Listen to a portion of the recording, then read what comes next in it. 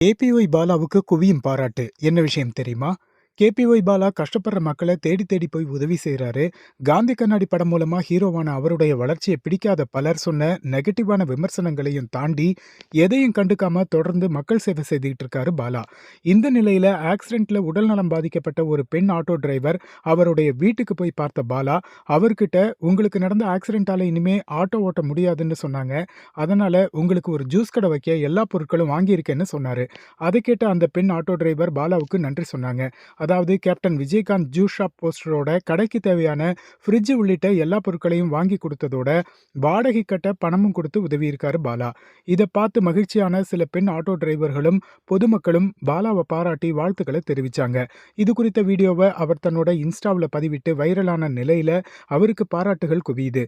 அதிலும் அவர் கேப்டன் விஜயகாந்த் பெயர்ல juice shop வச்சு கொடுத்து உதவினது ரசிகர்கள் மத்தியில மகிழ்ச்சியை ஏற்படுத்தி இருக்கிறது குறிப்பிடத்தக்கது.